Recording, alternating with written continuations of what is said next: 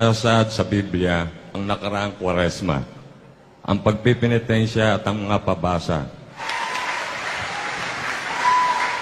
Ano ang sabi sa Biblia? Pakinggan nyo sa Kolosas.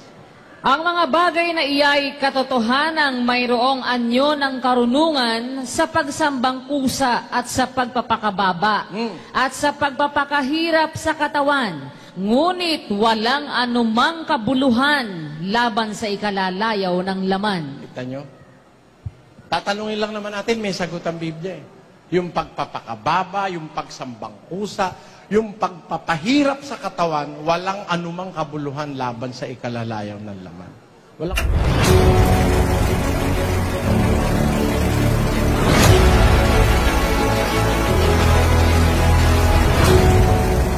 Isa na naman pong pagbati mula po sa programang Expose the Truth. Binabati ko po kayo sa pangalan ng ating Panginoong Jesucristo. Isang komento po ang gusto ko pong basahin mga kaibigan, galing po doon sa taga-subaybay natin sa Japan. Kumusta po kayo sa Japan mga kababayan, no? Sabi niya, watching from Japan.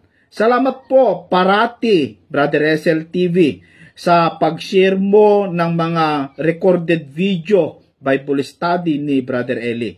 Talagang isa po ako sa humahanga sa katalinuhan ni Brother Eli Soriano. Sa ngayon, pinagpapatuloy ko po ang pagbasa ng Biblia at pinapanood ko po ang mga share mo sa Brother SL TV. Napakarami ko pong natutunan sa panunood ng mga share mo. Salamat, Brother SL. Pagpalain ka po ng Diyos. Amen. Maraming salamat po sa inyong lahat dyan sa Japan.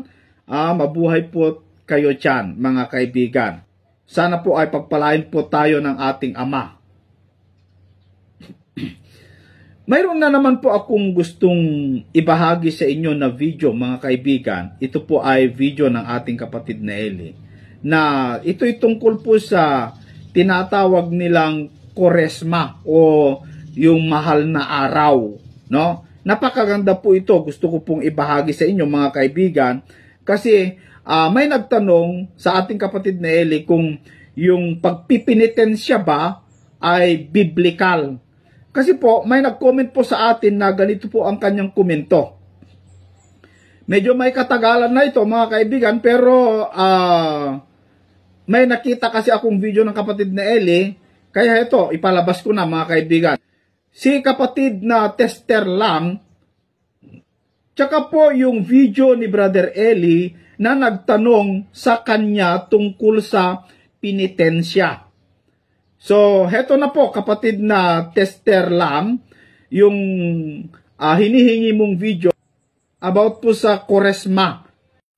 Ibig ko lang po malaman, Brother Eli, kung nasa sa Biblia ang nakaraang Kwaresma, ang pagpipinitensya at ang mga pabasa. Alin po ba natutulungan? Yung ba nagpinitensya o ang Panginoon na naghihirap? O taon-taon ba nagaganap kay Panginoon Kristo ang pagpapako niya sa krus? Alam nyo, wag naman kayo magagalit.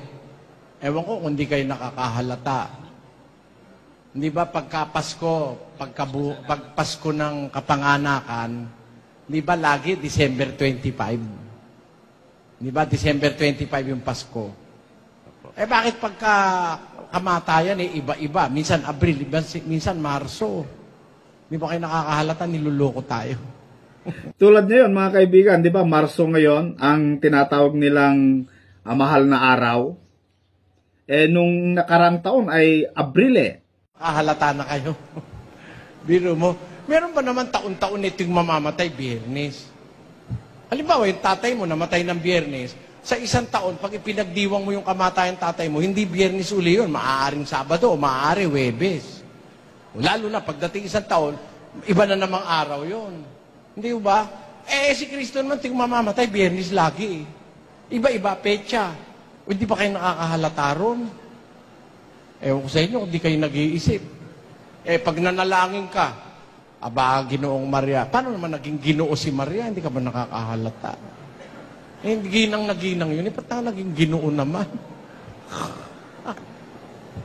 Ewan, magagalit lang kayo sa akin. Eh. Sana naman makahalata na kayo. Biro mo, gagawa ng imahen, ng rebulto. Pagkatapos gumawa ng rebulto, bawal luhuran, huwag mong luluhuran hanggang hindi pa nabibindisyonan. Eh, sino nagbindisyon? Yung pare. Eh, di ang nagbigay ng karapatan para luhuran yung rebulto, ang nagbigay ng karapatan, yung pare. Ang nakakapagtaka, bakit pati siyang nagbigay ng karapatan, luluhod din siya? Oh, hindi ba kayo nakakahalata ko? Dapat naman makahalata na tayo ron, mga kapatid. Mali kasi sa Biblia yon. Pakinggan nyo, sa isang talata ng Jeremias 2. Na nangagsasabi sa kahoy, ikaw ay aking ama, at sa bato, iyong ipinanganak ako. Pero mo, ang nanay niya bato, ang tatay niya kahoy. Paano nangyari yun? Paano nagkagustuhan yung bato't kahoy? Na sabi mo sa bato, ipinanganak mo ko. Sabi mo naman sa kahoy, ikaw ang tatay ko. Papa Jesus, Mama Mary. Paano nangyari yun? Bato't kahoy yan eh. Eh, yan ba tamang sambahin o paniwalaan? Habakuk 2:18. Anong napapakinabang ng larawang inanyuan, na yaoy inanyuan ng manggagawa niyaon? Nang binubong larawan, na tagapagturo ng mga kasinungalingan, na tinitiwalaan ng nag-aanyo sa kanya, na gumawa ng mga piping Diyos-Diyosan. Sa aban niya na nagsasabi sa kahoy, gumising ka, sa piping bato, bumangon ka. Magtuturo baga ito? Narito, nababalot ng ginto at pilak, at walang hinga sa loob niyaon. Hindi nga walang hininga yung loob nun eh. Dinamitan lang, binalutan ng pilak at ginto, pero walang hinga sa loob. Tagapagturo pa ng kasinungalingan. Kaya po, alam nyo, kapatid, yung ginagawa natin na magtapan mo yung katawan mo, para bang lumalagay ka na ikaw ay Kristo. Kaso ang masama, kung wala kang makuhang Hudyo, ikaw na rin ang Hudyo. Hindi ba, dala-dala mo yung panghampas, hinahampos mo yung katawan mo. Paano ka magiging dapat ni kalahati mo yung Kristo, kalahati mo yung Hudyo? Kung hindi ba kayo nakakaisip nun? Eh, tingnan natin sa Biblia, ho. Sa Biblia lang naman ang batayan. Bibliang Katoliko, binabasa natin. Ano ang sabi sa Biblia? Pakinggan nyo sa Kolosas. Ang mga bagay na iyay katotohanang mayroong anyo ng karunungan sa pagsambang kusa at sa pagpapakababa at sa pagpapakahirap sa katawan, ngunit walang anumang kabuluhan laban sa ikalalayaw ng laman. Kita nyo? Tatanungin lang naman natin, may sagot ang Biblia eh. Yung pagpapakababa, yung pagsambang kusa, yung pagpapahirap sa katawan, walang anumang kabuluhan laban sa ikalalayaw ng laman. Walang kwenta ho eh. Ang katunayan, yung naggaganon, taon-taon, lasenggo, pagkatapos ng mahal na araw, lasenggo uli. Hindi man nagbabago. Kasi madalas kong makita ang isang tao na taong-taong ginagawa niya yun, masigit dumadami pa kasalanan niyang ginagawa. Ay, naku po. Kaya nga po mali yun eh. Kaya, doon sa tanong niyo po, kung Biblia pagbabatayan natin, para tayong gumagawa ng bagay na walang kakwenta-kwenta pagdating sa Biblia. Ganun po yung kapatid. Maraming po salamat. Salamat po. Napakaganda po yung sagot ng kapatid na Ele, no? Na yung ginagawa ng mga miyembro ng Iglesia Katolika, yung pagpipinitensya, walang kabuluhan yon. Ayon po doon sa sinulat ni Apostol Pablo na binasa ng kapatid na Eli, doon po sa Colosas 2:23, yung kusang pagpapakababa, pagpapahirap sa sarili, walang kabuluhan yon, walang kwenta sa Diyos yon. Kasi ang katunayan mga kaibigan, alam nyo, yung pagpipinitensya, isang napakalaking insulto sa ating Panginoong Jesucristo. Kasi yung isang bagay na ginawa ng Panginoong Jesucristo, parang ipinapakita mo, hindi lang si Kristo may kakayahan yan, pati ako, kaya ko rin. Parang ganun parang iniinsulto mo ang Diyos sa kanyang ginawa kapag yan ay ginagawa mo. Napaka mali sa aral ng Iglesia Katolika, yung tinuturuan o yung pinapayagan itong mga miyembro nila na magpenitensya. May sagot yan ng mga taga Punto por Punto at si Caborno na hindi naman daw pinipilit ng Iglesia Katolika na gawin nila yon. Pero mga kaibigan, hindi bang pinipilit? Dapat turuan ninyo sila na wag nilang gawin. Kasi walang kwenta yan sa Diyos. Dapat ganon. Kasi sabi doon po sa sinulat na Apostol Pablo, ang liwanag sa Colossus 2:23, na walang kwenta, walang kabuluhan yun sa harapan ng Diyos. Yung magpepenitensya ka, papahirapan mo yung sarili. Tama nga yung sinabi ng kapatid na Eli natawa pa yung nagtanong na yung isa mong kamay, isang Hudyo. Kasi ikaw din nagpapalo sa sarili mo. Alam nyo mga kaibigan, ang katunayan po dyan, itong klaseng aral na ganito, yung magpepenitensya ang tao, hindi yan aral ng Diyos Hindi yan aral ni Kristo Yan ay aral ng mga kaaway ni Kristo. Kaya dito mo makita mga kaibigan at mga kababayan na ang Iglesia Katolika ay kaaway ni Kristo Bakit? Kasi ang aral na yan galing sa Iglesia Katolika. Na yan po ay minana sa mga pagano o yung mga Pariseyo at Iskriba. Na itong mga Iskriba at Pariseyo, ito yung mga kaaway ni Kristo o umaaway. Sila nga yung pumatay, nagpapatay sa ating Panginoong Jesucristo Itong mga Iskriba at Pariseyo. Ganito po ang aral kasi ng Iskriba at Pariseyo Dito po sa Mateo chapter 23, sa verse 4, ganito ang sinasabi. Oo, sila'y nangagbibigkis ng mabibigat na pasan at mahihirap na dalhin at ipinapasan nila sa mga balikat ng mga tao. Datapwat, ayaw man lamang nilang kilusin ng kanilang daliri. Turo yan ng mga Fariseyo. Pinapabuhat nila yung mga tao, yung mga gustong magpahirap ng kanilang mga sarili ng mabigat na pasan doon sa balikat. Aral yan ng mga kaaway ni Kristo Pero sila, yung mga nagtuturo niyan, ni hindi man lamang nila kilusin kahit ang kanilang sarili man lamang. Ibig sabihin, hindi nila ginagawa yung itinuturo. Gaya ng mga Iglesia Katolika, mga kaibigan. Pinapabayaan ang mga miyembro nila na magpenitensya.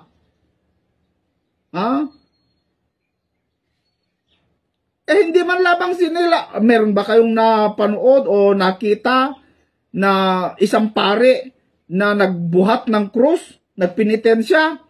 Wala, mga kababayan. Pero pinapayagan. Aral nga nila yan Yan ay aral ng mga kaaway ni Kristo. Kaya yung sinasabi nila na Iglesia Katolika ang itinatag ng Panginoong Jesucristo, mali. Kasi ang katuruan ng Iglesia Katolika ay mali. Ayon sa isang pare. Yung libro nila, yung katikismo, mismo isang pare ang nagsabi, mali. Yung aral na yon. Panoorin po natin. That thou mayest prosper and have good success. Hindi ba, Father Archie Katoliko, na dapat ang itinuturo mo ay katisismo? Bakit dinidiktahan mo ko? Kung ano dapat ay i-preach ko? Ikaw magaling sa katisismo, ikaw magturo. Magkakatesis ka pa. Pareho ang sound katisismo, nag-tuberculosis ka pa. Katesis. Sinagot ko minsan yung nagtanong sa akin, sabi ko, mas mabuti pa kasi ang catechism, question and answer. Mas mabuti tumuto ka na dito. Marami itong questions and answers. Wala ka nang panahon sa Word of God Tututukan mo pa yung hindi naman importante sa buhay mo. Ay hindi yun ang turo! Yun ang turo through the centuries. And so, what? Sumagot ka, kapatid. So, what?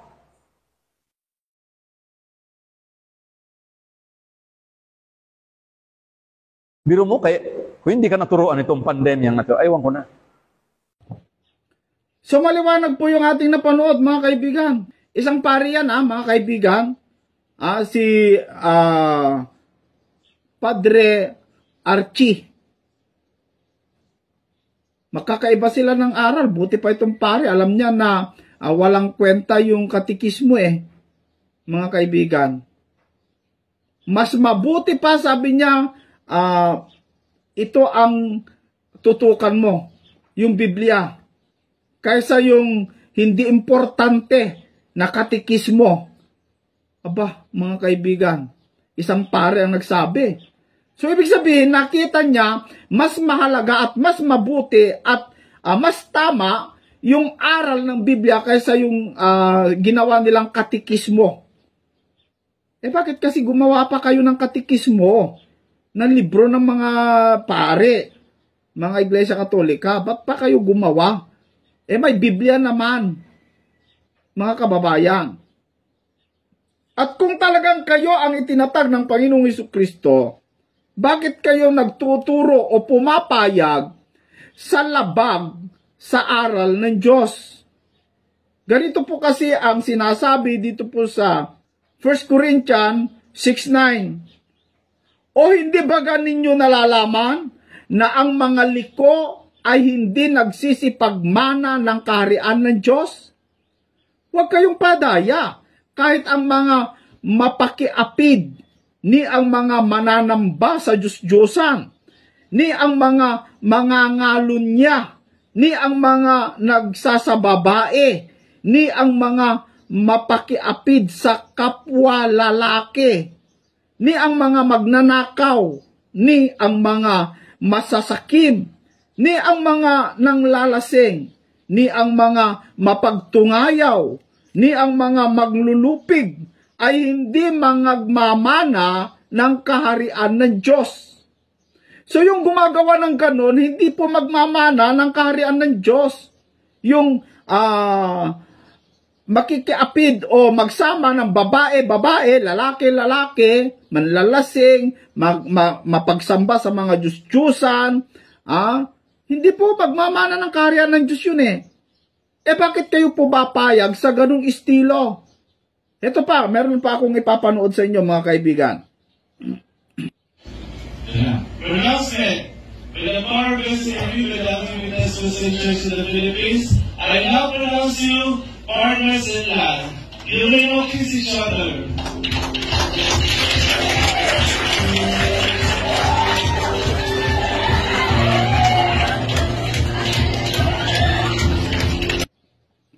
O tingnan nyo, mga kaibigan, isang pari yan ikinasal niya yung dalawang babae.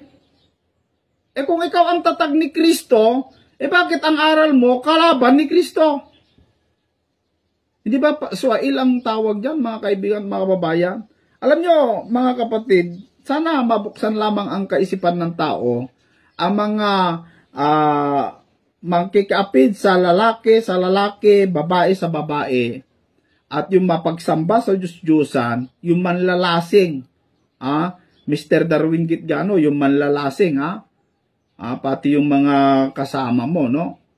Hindi daw magmamana sa kaharian ng Diyos, mga kababayan. So ito, hindi po ito pang-atake.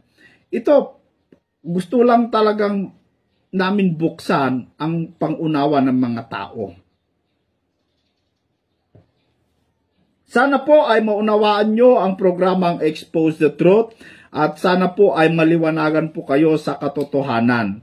Mga kaibigan, sana makahalata na po tayo sa mga aral na panluloko sa atin. Huwag po tayong palinlang. Andyan ang Biblia. Open. Ang Biblia po ay andyan, napakarami. Kung gusto nyo, yung mga gusto magkaroon ng Bible ng MCGI, mga kaibigan, punta lamang po kayo doon po sa apps ninyo, dyan po sa cellphone, sa Play Store, and then hanapin nyo, i-type nyo yung digital Bible. Kulay blue yon, magpapakita, MCGI Bible, sabi. I-download nyo po yon, free yon. mga kababayan, napakagandang Biblia yan, mga kapatid. So, yung mga humihingi ng Bible, kung wala kayo, malayo kayo sa lokal, yun na lang, i-download nyo na lang, mga kapatid. At kung malapit naman kayo sa lokal, pumunta na lamang po kayo doon. At yung mga nagtatanong sa atin na kung meron po bang MCGI dito sa amin, dyan po sa Qatar, sa Japan, mga kababayan, ay mag-chat na lamang po kayo o mag-text na lamang po kayo sa MCGI number, andyan naman sa screen, mga kaibigan, para sila na po mismo ang magsabi sa inyo kung meron nga sa inyong mga lugar. I-Google Map yung mga kaibigan. Andyan naman sa Google Map. Maraming salamat po muli. Dito lamang po sa programang Expose the Truth. Kita-kita po muli tayo, mga kaibigan.